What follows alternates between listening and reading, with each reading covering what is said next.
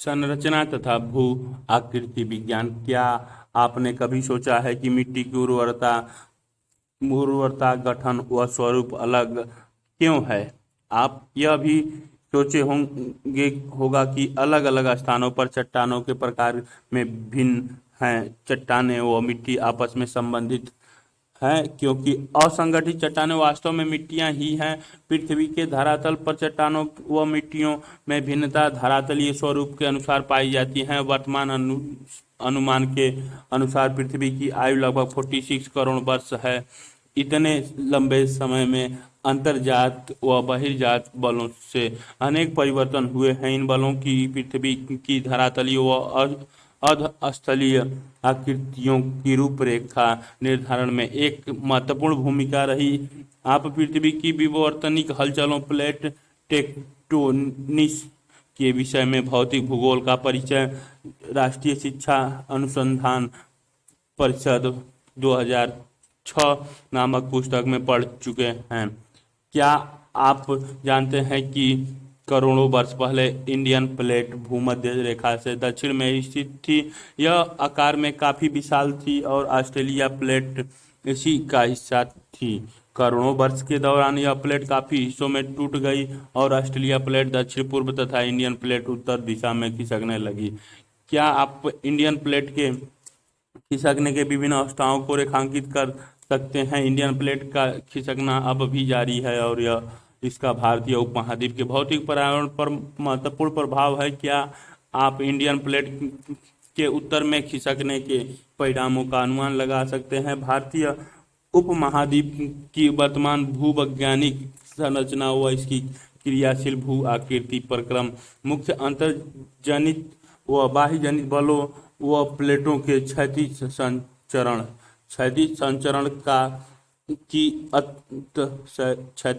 संचरण की अंतक्रिया के परिणाम स्वरूप अस्तित्व में आए हैं। भूवैज्ञानिक संरचना व शैल समूह की भिन्नता के आधार पर भारत को 3 भूवैज्ञानिक खंडों में विभाजित किया जाता है जो भौतिक लक्षणों पर आधारित है।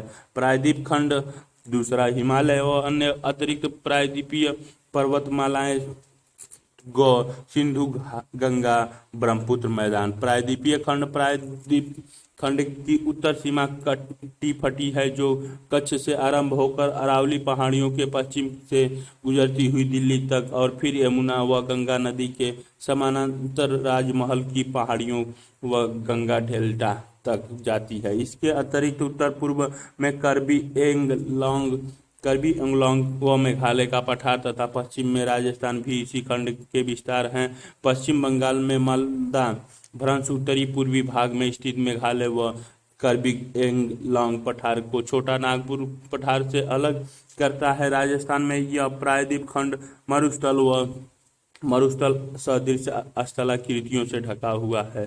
प्रायद्वीप मुख्यतः प्राचीन नईस व ग्रेनाइट से बना है। कैम्ब्रियन कल्प से यह भूखंड एक कठोर खंड के रूप में खड़ा है। अपवाद स्वरूप पश्चिमी तट समुद्र में डूबा होने और कुछ हिस्सों विवर्तनिक क्रियाओं से परिवर्तित होने के उपरांत भी इस भूखंड के वास्तविक आधार तल पर प्रभाव नहीं पड़ता है। इंडो ऑस्ट्रेलियन प्लेट का हिस्सा होने के कारण यह ऊर्ध्वाधर हलचलों व खंड भ्रंश से प्रभावित है। नर्मदा और ताप्ती और महानदी की रिफ्ट घाटियां और सतपुड़ा ब्लॉक पर्वत इसके उदाहरण हैं। प्रायद्वीप में मुख्यतः अवशिष्ट पहाड़ियां शामिल हैं जैसे अरावली, नल्लामाला, जावा, वेलिकोंडा, पालकोंडा, श्रेणी और महेंद्रगिरी पहाड़ियां आदि हैं। यहाँ की नदी घाटियां उथली और उनकी प्रवणता कम होती है। भूगोल में प्रयोगात्मक कार्य भाग 1 एनसीईआरटी 2006 नामक पुस्तक में आपने प्रवणता की गणना की विधि सीखी होगी। क्या आप हिमालय से निकलने वाली और प्रायद्वीपीय नदियों की प्रवणता ज्ञात करके उनकी तुलना कर सकते हैं? पूरब की ओर बहने वाली अधिकांश नदियां बंगाल की खाड़ी में गिरने से पहले डेल्टा का निर्माण करती हैं। महानदी गोदावरी और कृष्णा द्वारा निर्मित डेल्टा इसके उदाहरण हैं हिमालय और अन्य अतिरिक्त प्रायद्वीपीय पर्वतमालाएं। कठोर एवं स्थिर प्रायद्वीपीय खंडों के विपरीत हिमालय और अतिरिक्त प्रायद्वीपीय पर्वतमालाओं की भूवैज्ञानिक संरचना तरुण, दुर्बल और लचीली है। ये पर्वत वर्तमान समय में भी बहिर्जनिक और अंतर्जनिक बलों की अंतर्क्रियाओं से प्रभावित हैं। इसके परिणाम स्वरूप इनमें वलन, भ्रंश और क्षेप थ्रस्ट बनते हैं। इन पर्वतों की उत्पत्ति विवर्तनिक हलचलों से जुड़ी है। तेज बहाव वाली नदी से अपरदित ये पर्वत अभी भी युवावस्था में हैं। गार्ज भी आकार, घाटियां, क्षिप्रिकाएं व जलप्रपात इत्यादि इसका प्रमाण हैं। गार्ज चित्र 2.1 में गार्ज ये चित्र का दिखाया गया है। सिंधु गंगा ब्रह्मपुत्र मैदान भारत का तृतीय भूवैज्ञानिक खंड सिंधु नदी और ब्रह्मपुत्र नदियों का मैदान है। मूलतः यह एक भू अभिनीत गर्त है जिसका निर्माण मुख्य रूप से हिमालय पर्वतमाला निर्माण प्रक्रिया के तीसरे चरण में लगभग 6.4 करोड़ वर्ष पहले हुआ था। तब से इसे हिमालय और प्रायद्वीप से निकलने वाली नदियां अपने साथ लाए हुए अवसादों से पाट रही हैं। इन मैदानों में जलोढ़ की औसत गहराई 1000 से 2000 मीटर है। ऊपर लिखित वृत्तांत से पता चलता है कि भारत के विभिन्न क्षेत्रों की भूवैज्ञानिक संरचना में महत्वपूर्ण अंतर है। इसके कारण दूसरे पक्षों जैसे धरातल और भू आकृति पर दूरगामी प्रभाव पड़ता है। भारतीय उपमहाद्वीप में भूवैज्ञानिक और भू आकृति प्रक्रियाओं का यहाँ पर भू आकृति एवं उच्च आवाज पर महत्वपूर्ण प्रभाव पाया जाता है। भू आकृति किसी स्थान की भू आकृति उसकी संरचना, प्रक्रिया और विकास की अवस्था का परिणाम है। भारत में धरातलीय विभिन्नताएं बहुत महत्वपूर्ण है। इसके उत्तर में एक बड़े क्षेत्र में उबड़ खाबड़ स्थलाकृति है और इसमें हिमालय पर्वत श्रृंखलाएं हैं जिसमें अनेकों चोटियां, सुंदर घाटियां व महाखड्ड है। दक्षिण भारत एक स्थिर परंतु कटा फटा पठार है जहां अपरदित चट्टान खंड और गारों की भरमार है। इन दोनों के बीच उत्तर भारत का विशाल मैदान है। मोटे तौर पर भारत को निम्नलिखित भू आकृतिक खंडों में बांटा जा सकता है। पहला उत्तर तथा उत्तर पूर्वीय पर्वतमाला, दूसरा उत्तरीय भारत का मैदान, तीसरा प्रायद्वीपीय पठार, चौथा भारतीय मरुस्थल, पांचवा तटीय मैदान, छठवां द्वीप समूह। उत्तर तथा उत्तर पूर्वीय पर्वतमाला उत्तर तथा उत्तरीय पूर्वीय पर्वतमाला में हिमालय पर्वत पामीर ग्रंथि, हिंदू कुश, कुनुल श्रेणी, भारत उच्चावाच, काराकोरम, केटू, लद्दाख श्रेणी, जस्कर श्रेणी, चीन के तिब्बत के नीचे कैलाश श्रेणी, सपांगो नदी, नमचा बरुआ, शिवालिका, कामेंट श्रेणी, नामदेवी, ब्यास नदी, पाकिस्तान से जस्ट, सिंधु, झेलम, चेनाब, रावी, सतलज नदी, सुलेमान श्रेणियां, सिंधु नदी, भारतीय मरुस्थल। उत्तरीय मैदान धौलागिरी, अन्नापुरा, एवरेस्ट, कंचनजुंगा, मकालू पर्वत, पटकाई, बुमा, ब्रह्मपुत्र नदी, नागा श्रेणी, मिजो श्रेणी, म्यांमार, बांग्लादेश, गारो खासी, जानतिया, कोसी नदी, बंगाल की खाड़ी के बगल में, चिल्का झील, महानदी, मलयागिरी, गरजाट श्रेणी पठार, छोटा नागपुर, सोन नदी, कोसी नदी, बघेलखंड छत्तीसगढ़, मैकाल श्रेणी, गंगा नदी, यमुना नदी, चंबल नदी, सिंध नदी, बुंदेलखंड, कैमूर श्रेणी, मैकाल श्रेणी, मालवा, बुंदेलखंड पठार, विंध्य श्रेणी, सतपुड़ा, महादेवी पहाड़ियां, नर्मदा नदी, ताप्ती, अजंता श्रेणी, सतमाला श्रेणी, 1561, कुशकाल सुभेई 1646, गोदावरी नदी, कृष्णा नदी, उत्तरीय सरकार, पूर्वीय घाट और इधर पश्चिमी घाट, कोंकण, नीलगिरी, महेंद्रगिरी, 1501, कोरामंडल तट, अनामलाई, अन्नाईमुडी, मन्नार की खाड़ी, श्रीलंका, इधर अंडमान निकोबार द्वीपों समूह, कार्डमम पहाड़ियाँ, लक्षद्वीप भारत। पश्चिमी घाट में नीलगिरी पहाड़ियाँ, कोंकण अरब सागर के बगल में, काठ काठियावाड़ काठियावाड़ गिरी श्रेणी, प्रायद्वीप, माही नदी, साबरमती नदी, अरावली श्रेणी, लूना नदी, भारतीय मरुस्थल, उत्तरीय मैदान के बगल में सुलेमान श्रेणी, और इधर पाकिस्तान। एक पार्ट 2, 3, 4 और 5, और इधर पश्चिमी और इधर दोनों तरफ 5 दिए गए हैं। 6 यहाँ पर भी समुद्र तल से 900 मीटर की ऊंचाई पर हैं। 600 से 900 दूसरा चित्र वाले मीटर पे हैं। तीसरा लाइन वाले 300 से 600 मीटर पे हैं। 0 से 300 वाले बिल्कुल साफ वाले हैं। स्टार वाले शिखर हैं, और लाइन वाले पर्वत श्रेणियाँ दिखाई गई। भारत का भौतिक मैप, उत्तरीय पूर्वीय पहाड़ियाँ शामिल हैं। हिमालय में कई समानांतर पर्वत श्रृंखलाएं हैं। इसमें वृहत हिमालय, पार हिमालय श्रृंखला, मध्य हिमालय और शिवालिका प्रमुख श्रेणियां हैं। उत्तर भारत के उत्तरी पश्चिमी भाग में हिमालय की ये श्रेणियां उत्तर पश्चिम दिशा से दक्षिण पूर्व दिशा की ओर फैली हैं। दार्जिलिंग और सिक्किम क्षेत्रों में ये श्रेणियां पूर्व पश्चिम दिशा में फैली हैं, जबकि अरुणाचल प्रदेश में ये दक्षिण पश्चिम से उत्तर पश्चिम की ओर घूम जाती हैं। मिजोरम, नागालैंड और मणिपुर में ये पहाड़ियां उत्तर दक्षिण दिशा में फैली हैं।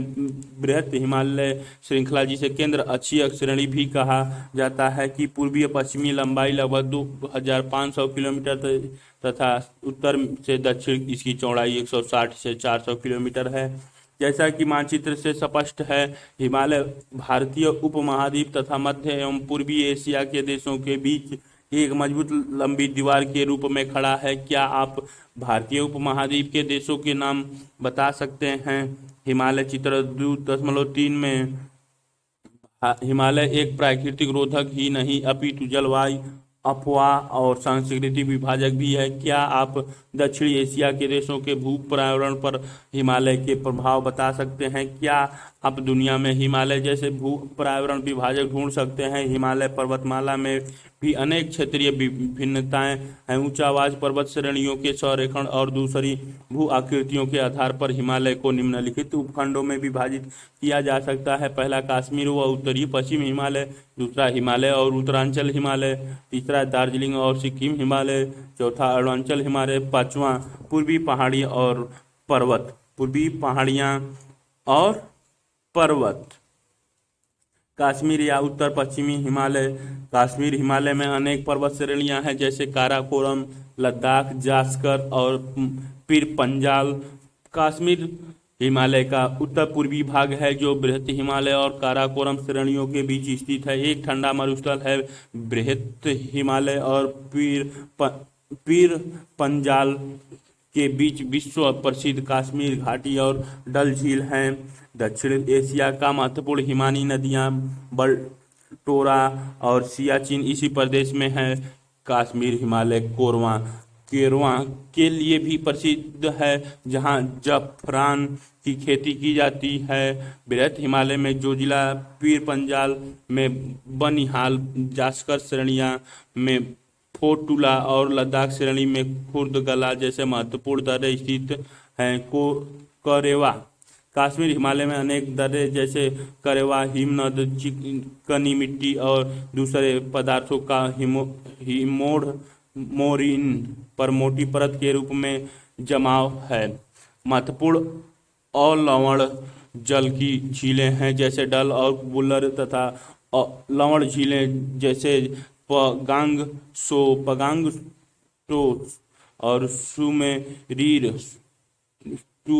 सुमेरीर भी इसी क्षेत्र में पाई जाती हैं। सिंधु तथा इसकी सहायक नदियां झेलम और चेनाब इसी क्षेत्र को अपवाही करती हैं। कश्मीर और उत्तर पश्चिम हिमालय विलक्षण सौंदर्य एवं खूबसूरत दृश्य स्थलों के लिए जाना जाता है। हिमालय की यही रोमांचक दृश्य वाली पर्यटकों के लिए आकर्षक का केंद्र है।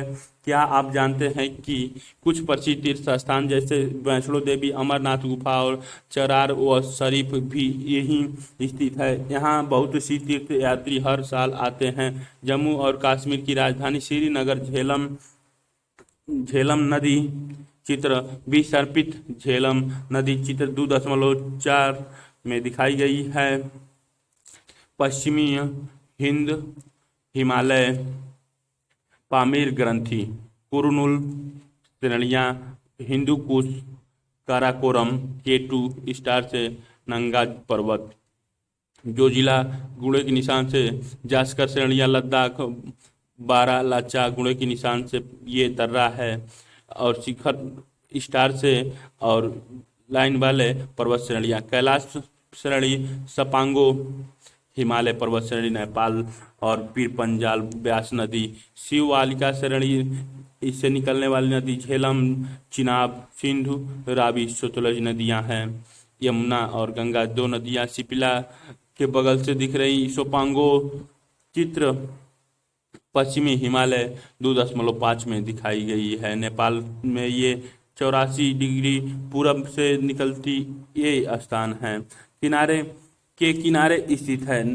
श्रीनगर में डल झील एक रोचक प्राकृतिक स्थल है। कश्मीर में झेलम नदी युवा अवस्था में बहती है तथापि नदी स्थल के रूप में विकास में प्रौढ़ा अवस्था में निर्मित होने वाली विशिष्ट आकृतियां विसर्पों का निर्माण करती हैं। चित्र 2.4 क्या आप कुछ और नदी यह भू आकृतियां बता सकते हैं जिनका निर्माण नदी एक रोचक तथ्य। कश्मीर घाटी में झेलम नदी का विसर्पीय बहाव रोचक है। यह पूरब समय में स्थित एक बड़ी झील के कारण है जिसका एक हिस्सा वर्तमान डल झील है। यही बड़ी झील झेलम नदी के लिए एक स्थानीय निम्नतम आधार रही है। नदी प्रौढ़ावस्था में करती हैं। प्रदेश के दक्षिणी भाग में अनुदैर्घ्य लॉन्गिट्यूडनल घाटियां पाई जाती हैं जिन्हें दून कहा जाता है। इन्हें जम्मू दून और पटनाकोट दून प्रमुख हैं। हिमाचल और उत्तराखंड हिमालय का यह हिस्सा पश्चिम में रावी नदी और पूरब में काली घाघरा की सहायक नदी के बीच स्थित है। यह भारत के दो मुख्य नदी तंत्रों सिंधु और गंगा द्वारा अपवाहित है। इस प्रदेश के अंदर बहने वाली नदी यहाँ ब्यास रावी और सतलज हैं।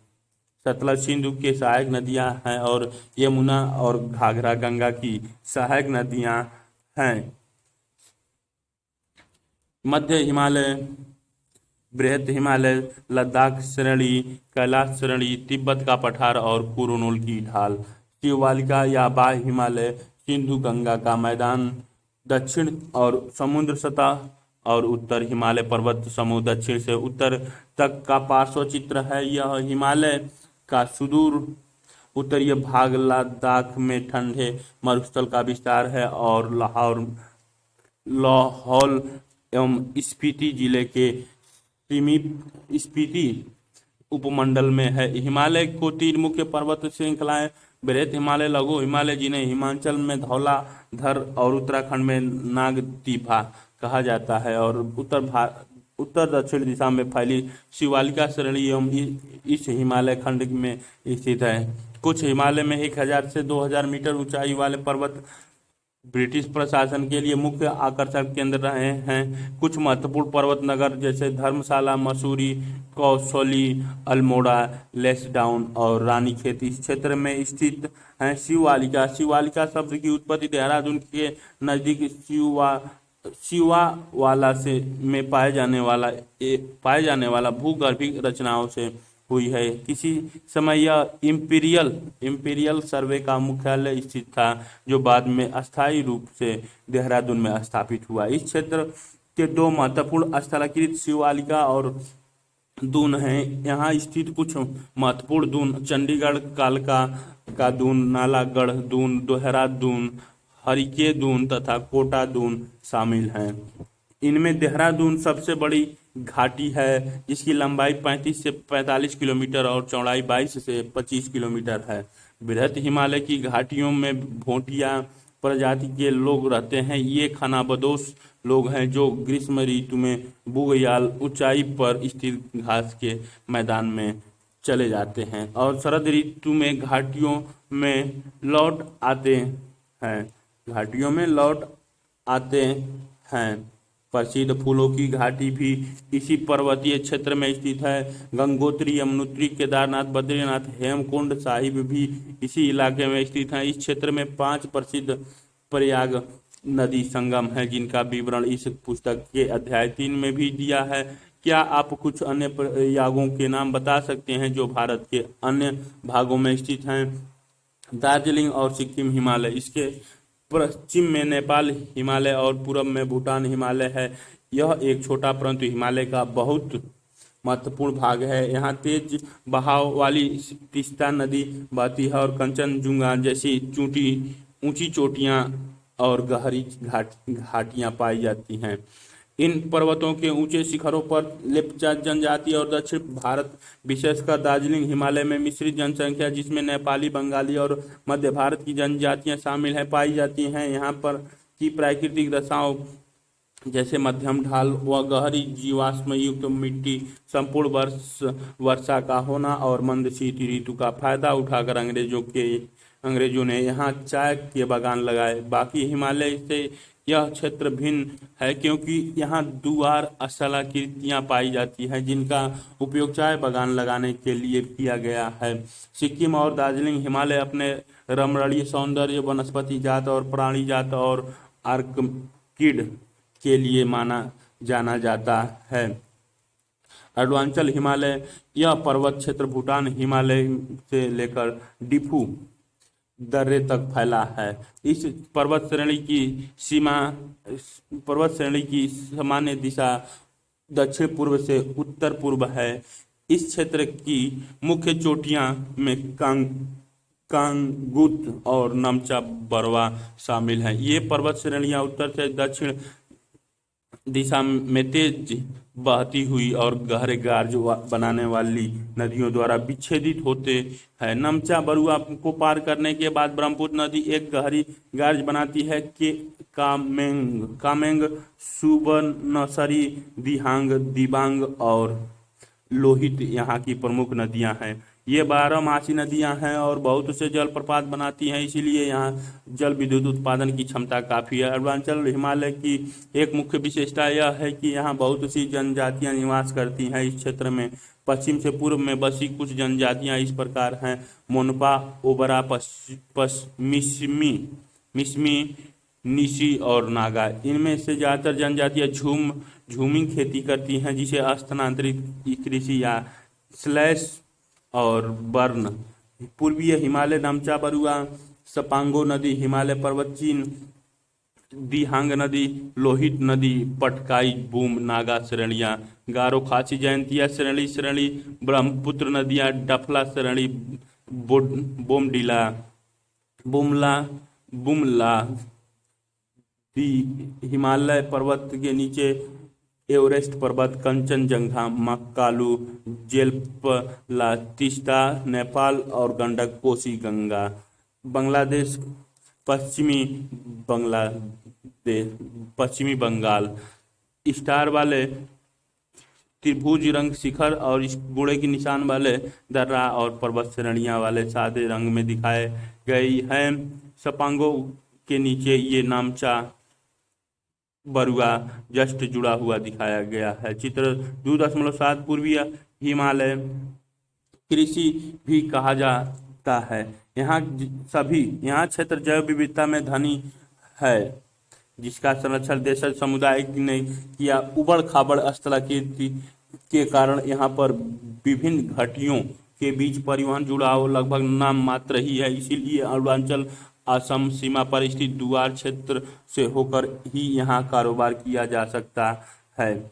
मिजो पहाड़ियाँ, चित्र 2.8 पूर्वीय पहाड़ियाँ और पर्वत, हिमालय पर्वत के इस भाग में पहाड़ियों की दिशा उत्तर से दक्षिण है। ये पहाड़ियाँ विभिन्न स्थानीय नामों से जानी जाती है। उत्तर में ये पटकाई, बूमनागा पहाड़ियाँ, मणिपुर पहाड़ियाँ और दक्षिण में मिजो या लुसाई पहाड़ियों के नाम से जानी जाती है। यह एक नीची पहाड़ियों का क्षेत्र है जहां अनेक जनजाति झूम या स्थानांतरित खेती करती हैं। यहाँ ज़्यादातर पहाड़ियाँ छोटे बड़े नदी नालों द्वारा अलग होती हैं। बाराक मणिपुर और मिजोरम की एक मुख्य नदी है। मणिपुर घाटी के मध्य एक झील स्थित है जिसे लोकताक झील कहा जाता है और यहाँ चारों ओर से पहाड़ियों से घिरी है।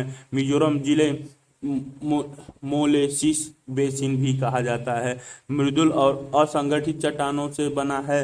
नागालैंड में बहने वाली ज्यादातर नदियां ब्रह्मपुत्र नदी को की सहायक नदियां हैं। मिजोरम और मणिपुर की दो नदियां बराक नदी की सहायक नदियां हैं, जो मेघना नदी का एक सहायक नदी है। मणिपुर के पूर्वी भाग बहने वाली नदी की चिंदविन नदी की सहायक चित्र 2.9 लोकतक झील का दृश्य है। नदियां हैं जो कि म्यांमार में बहने वाली इराविद नदी की एक सहायक नदी है। उत्तरीय भारत का मैदान सिंधु गंगा और ब्रह्मपुत्र नदियों द्वारा बहाकर लाए गए जलोढ़ निक्षेपों से बना है। इस मैदान की पूर्वीय से पश्चिम लंबाई लगभग 3200 किलोमीटर है। इसकी औसत चौड़ाई 150 से 300 किलोमीटर है। जलोढ़ निक्षेप की अवधि अधिकतम गहराई 1000 से 2000 मीटर है। उत्तर से दक्षिण दिशा में इन मैदानों को 3 भागों में बांट सकते हैं, भाबर तराई और जलोढ़ मैदान को आगे 2 भागों में बांटा जाता है, खादर और भागर। भाबर 8 से 10 किलोमीटर चौड़ाई की पतली पट्टी है जो शिवबालिका गिरिपाद के समानांतर फैली हुई है। उसके परिणाम स्वरूप हिमालय पर्वत श्रेणियों से बाहर निकलती नदियां यहाँ पर भारी जल भार जैसे बड़े शैल व गोलाशय जमा कर देती हैं और कभी कभी स्वयं इसी में लुप्त हो जाती हैं। भाबर के दक्षिण में तराई क्षेत्र है जिसकी चौड़ाई 10 से 20 किलोमीटर है। भाबर क्षेत्र में लुप्त नदियां इसी प्रदेश को धरातल पर निकल कर प्रकट होती हैं और क्योंकि इनकी निश्चित वाहिकाएं नहीं होती हैं, ये क्षेत्र अनूप बन जाता है जिसे तराई कहते हैं। यह क्षेत्र प्राकृतिक वनस्पति से ढका रहता है और विभिन्न प्रकार के प्राणियों का घर है। तराई से दक्षिण में मैदान हैं जो पुराने और नए जलोढ़ से बने होने के कारण भागर और खादर कहलाते हैं। इस मैदान में नदियों की पूर्णावस्था में बनने वाले अपर्दनी और निक्षेपण स्थलाकृतियां जैसे बालू रोधिकाएं, विसर्प, गोखुर झीलें और गुफित नदियां पाई जाती हैं। ब्रह्मपुत्र घाटी का एक मैदान नदी द्वीप और बालू रोधिकाओं की उपस्थिति के लिए जाना जाता है। यहाँ ज्यादातर क्षेत्रों में समय समय पर बाढ़ आती रहती है और नदियां अपना रास्ता बदलकर गुफित वाहिकाएं बनाती रहती हैं। उत्तरीय मैदान का चित्र 2.10 में दृश्य ये प्रदर्शित है। उत्तर भारत के मैदान में बहने वाली विशाल नदियां अपने मुहाने पर विश्व के बड़े बड़े डेल्टाओं का निर्माण करती हैं, जैसे सुंदरबन डेल्टा। सामान्य तौर पर यह एक सपाट मैदान है जिसकी समुद्र तल से औसत ऊंचाई 50 से 100 मीटर है। हरियाणा और दिल्ली राज्य सिंधु और गंगा नदी तंत्रों के बीच जल विभाजक है। ब्रह्मपुत्र नदी अपनी घाटी में उत्तर पूर्व से दक्षिण पश्चिम दिशा में बहती है, परंतु बांग्लादेश में प्रवेश करने से पहले धुबरी के समीप यह नदी दक्षिण की ओर 90 डिग्री मुड़ जाती है। ये मैदान उपजाऊ जलोढ़ मिट्टी से बने हैं जहां कई प्रकार के फसलें जैसे गेहूं, चावल, गन्ना और जूट उगाई जाती हैं। अतः यहाँ जनसंख्या का घनत्व ज्यादा है। प्रायद्वीपीय पठार नदियों के मैदान में 150 मीटर ऊंचाई से ऊपर उठता हुआ प्रायद्वीपीय पठार तिकोने आकार वाला कटाफटा भूखंड है जिसकी ऊंचाई 600 से 900 मीटर है। उत्तर पश्चिम में दिल्ली कटक अरावली विस्तार, पूर्व में राजमहल पहाड़ियां, पश्चिम में गिर पहाड़ियां और दक्षिण में इलायची कार्डामम पहाड़ियां प्रायद्वीप पठार की सीमाएं निर्धारित करती हैं। उत्तर पूर्व में शिलांग ये चित्र में 2.11 प्रायद्वीप पठार का एक भाग इस दृश्य में दिखाया गया है। कार्बी एंगलोंग पठार भी इसी भूखंड का विस्तार है। प्रायद्वीपीय भारत अनेक पठारों से मिलकर बना है, जैसे हजीराबाग पठार पलायू पठार, रांची पठार, मालवा पठार, कोयम्बटूर पठार और कर्नाटक पठार यह भारत के प्राचीनतम और स्थिर भूभागों में से एक हैं। सामान्यतः तौर पर प्रायद्वीप की ऊंचाई पश्चिम से पूरब की ओर कम होती चली जाती है, जिसका प्रमाण यहाँ की नदियों के बहाव की दिशा से भी मिलता है। प्रायद्वीप पठारों की कुछ नदियों के नाम बताएं जो बंगाल की खाड़ी और अरब सागर में गिरती हैं। कुछ स्थलाकृतियों के नाम भी बताएं जो पूरब की ओर प्रवाहित नदियों से संबंधित हैं, परंतु पश्चिम दिशा में बहने वाली नदियों से संबंधित नहीं है। इस क्षेत्र की मुख्य प्राकृतिक स्थलाकृतियों में टार ब्लॉक पर्वत, भ्रंश घाट या पर्वत स्कंद, नग्न चट्टान संरचना, टेकरी, हुमोनिकी पहाड़ियां श्रृंखला और क्वार्टज भित्तियां ड्राइकेज शामिल हैं, जो प्राकृतिक जल संग्रह के स्थल हैं। इस पठार के पश्चिमी और उत्तर पश्चिमी भाग में मुख्य रूप से काली मिट्टी पाई जाती है। प्रायद्वीपीय पठार के अनेक हिस्से भू उत्थान व निमज्जन, भ्रंश तथा विभंग निर्माण प्रक्रिया के अनेक पुनरावर्ती दौर से गुजरे हैं। भीम भ्रंश का उल्लेख करना आवश्यक है क्योंकि वहां बार बार भूकंपीय हलचलें होती रहती हैं। अपनी पुनरावर्ती भूकंपों क्रियाओं की क्षेत्रीय विभिन्नता के कारण ही प्रायद्वीपीय पठार पर धरातलीय विविधताएं पाई जाती हैं। इसी पठार के उत्तरी पश्चिमी भाग में नदी खड्डे और महाखड्डे इसके धरातल को जटिल बनाते हैं। चंबल, भिंडी और मोरेना खड्डे इसके उदाहरण हैं। मुख्य उच्च लक्षणों के अनुसार प्रायद्वीप पठार को 3 भागों में बांटा जा सकता है। दक्कन का पठार पहला मध्य उच्च भूभाग, तीसरा उत्तरीय पूर्वीय पठार। दक्कन का पठार इसके पश्चिम में पश्चिम घाट, पूर्व में पूर्वी घाट और उत्तर में सतपुड़ा, मैकाल और महादेव पहाड़ियां हैं। पश्चिमी घाट को स्थानीय तौर पर अनेक नाम दिए गए हैं, जैसे महाराष्ट्र में सह्याद्री, कर्नाटक और तमिलनाडु में नीलगिरी और केरल में अन्नामलाई और इलायची करडमम पहाड़ियां। पूर्वी घाट की तुलना में पश्चिमी घाट ऊंचे और अविरत हैं। इनकी औसत ऊंचाई लगभग 1500 मीटर है, जो कि उत्तर से दक्षिण की तरफ बढ़ती चली जाती है। प्रायद्वीपीय पठार की सबसे ऊंची चोटी अन्नाईमुडी जो कि 2695 मीटर है, जो पश्चिमी घाट की अन्नामलाई पहाड़ियों में स्थित है। दूसरी सबसे ऊंची चोटी डोडा बेट्टा है, यह नीलगिरी पहाड़ियों में है। ज्यादातर प्रायद्वीपीय नदियों की उत्पत्ति पश्चिमी घाट से है। पूर्वीय घाट अविरत नहीं है और महानदी गोदावरी, कृष्णा और कावेरी नदियों द्वारा अपर्दित है। यहाँ कुछ मुख्य श्रेणियां जावादी पहाड़ियां, पालाकोंडा जैसे श्रेणी, नल्लामाला पहाड़ियां और महेंद्रगिरी पहाड़ियां हैं। पूर्वी और पश्चिमी घाट नीलगिरी पहाड़ियों में आपस में मिलते हैं। मध्य उच्च भूभाग पश्चिम में अरावली पर्वत इसकी सीमा बनाते हैं। इसके दक्षिण में सतपुड़ा पर्वत उच्च विष्ट पठार की श्रेणियों से बना है, जिनकी समुद्र तल से ऊंचाई 600 से 900 मीटर है। ये दक्कन पठार की उत्तरी सीमा बनाते हैं। ये अवशिष्ट पर्वतों के उत्कृष्ट उदाहरण हैं, जो कि काफी हद तक अपरदित हैं और इनकी श्रृंखला टूटी हुई है। प्रायद्वीपीय पठार के इस भाग का विस्तार जैसलमेर तक है, जहां यह अनुधर्य रेत के टिंबों और चापाकार बरखान रेतीला टिंबों से ढके हैं।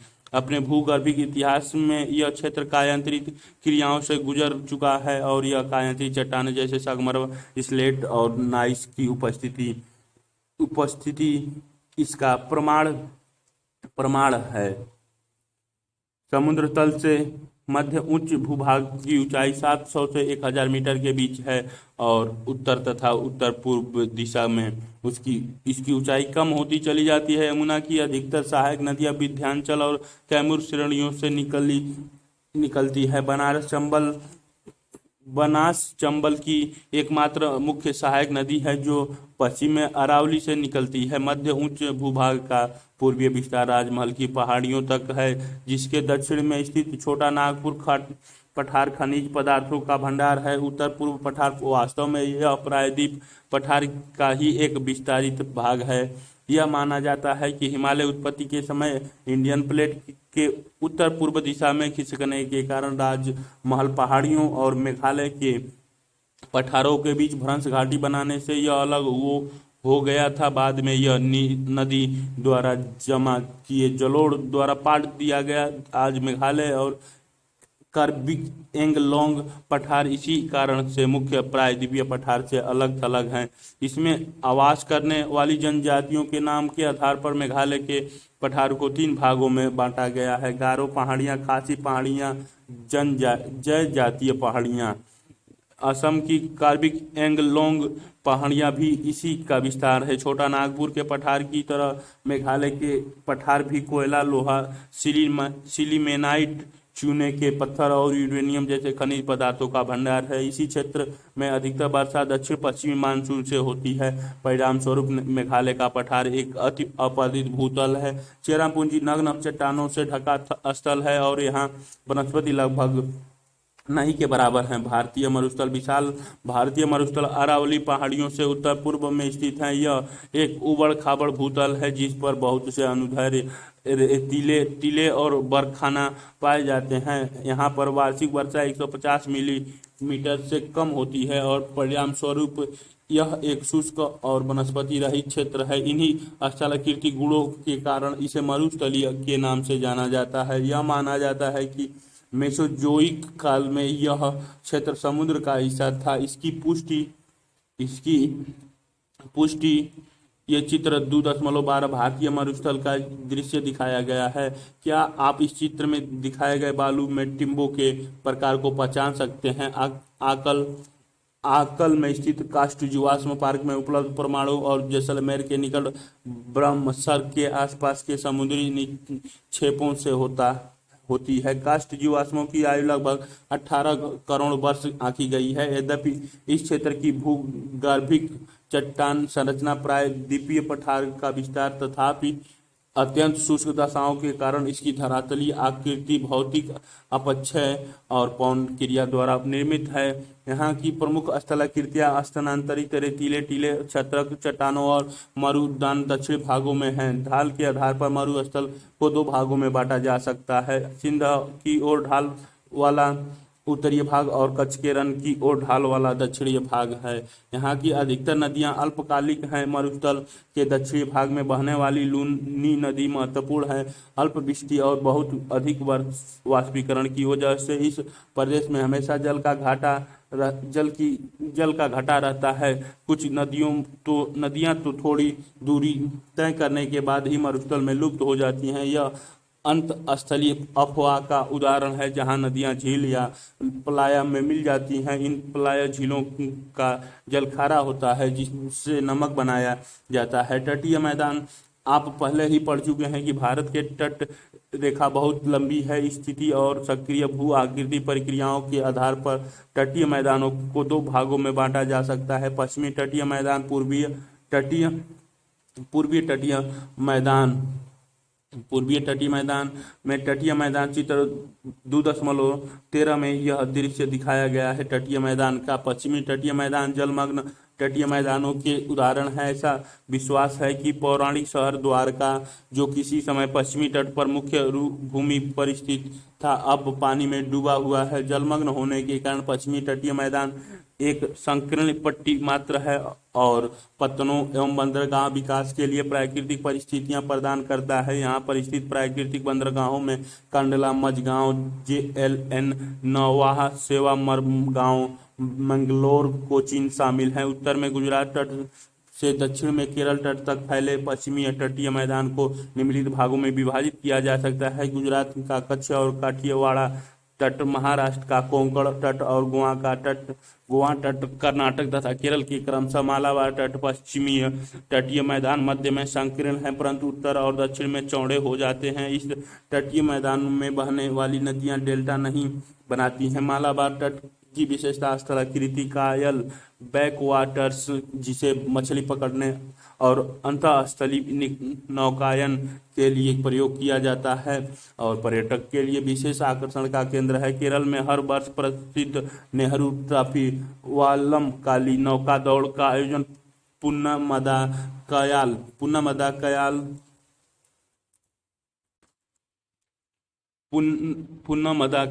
कयाल कयाल में किया जाता है। पश्चिमी तटीय मैदान की तुलना में पूर्वी तटीय मैदान चौड़ा है और उत्तर उभरे हुए तट का उदाहरण है। पूर्व की ओर बहने वाली बंगाल की खाड़ी में गिरने वाली नदियां यहाँ लंबे चौड़े डेल्टा बनाती हैं। इसमें महानदी, गोदावरी, कृष्णा, कावेरी का डेल्टा शामिल है। उभरा तट होने के कारण यहाँ पतन और पोताश्रय कम है। यहाँ यहाँ दिसंबर 26 दिसंबर 2004 को अंडमान और निकोबार द्वीपों पर एक प्राकृतिक आपदा कहर ढहा। क्या आप इस आपदा का नाम बता सकते हैं? इससे प्रभावित बाकी क्षेत्रों को पहचान सकते हैं।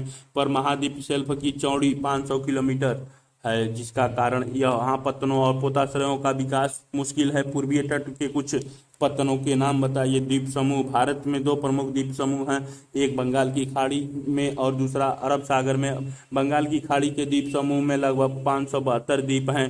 ये द्वीप 6 डिग्री उत्तर से 14 डिग्री उत्तर और 92 पूरब से 94 पूरब के बीच स्थित हैं। रिची द्वीप समूह और लिबरिंथ द्वीप यहाँ के दो प्रमुख द्वीप समूह हैं। बंगाल की खाड़ी के द्वीपों को दो श्रेणियों में बांटा जा सकता है, उत्तर में अंडमान और दक्षिण में निकोबार। ये द्वीप समुद्र में जलमग्न पर्वतों का हिस्सा है। कुछ छोटे द्वीपों की उत्पत्ति ज्वालामुखी से भी जुड़ी है। बैरन आइलैंड नामक भारत का एक मात्र जीवंत ज्वालामुखी भी निकोबार द्वीप समूह में स्थित है। यह द्वीप असंगठित कंकड़ पत्थरों और गोलाशयों से बना हुआ है। इस द्वीप समूह की मुख्य पर्वत चोटियों में सैंडल चोटी, उत्तरी अंडमान 738 मीटर, माउंट डियोवोली मध्य अंडमान 515 मीटर, माउंट कोयोब दक्षिणी अंडमान 460 मीटर तथा माउंट थौललर ग्रेट निकोबार 642 मीटर शामिल है। ये चित्र 2.14 एक द्वीप का चित्र है। पश्चिमी तट के साथ कुछ प्रवाल भित्ति तथा खूबसूरत पुलिन है। यहाँ स्थित द्वीपों पर समोहनी वर्षा होती है और भूमध्य रेखीय प्रकार की वनस्पति उगती है। अरब सागर के द्वीपों में लक्षद्वीप और मिनिकॉय शामिल हैं। ये द्वीप 80 उत्तर से 12 डिग्री उत्तर तथा 71 डिग्री पूरब से 74 डिग्री पूरब के बीच बिखरे हुए हैं। ये केरल तट से 280 किलोमीटर से 480 किलोमीटर दूर स्थित हैं। पूरा द्वीप समूह प्रवाल निक्षेप से बना है।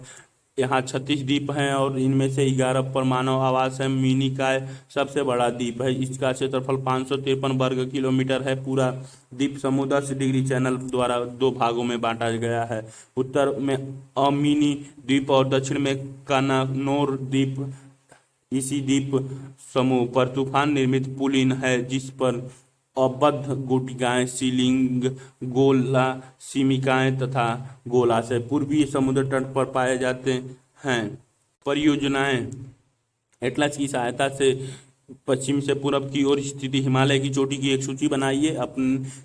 आप अपने राज्य में पाई जाने वाले स्थलाकृतियों की पहचान करें और इन पर चलाए जा रहे मुख्य आर्थिक कार्यों का विश्लेषण करें।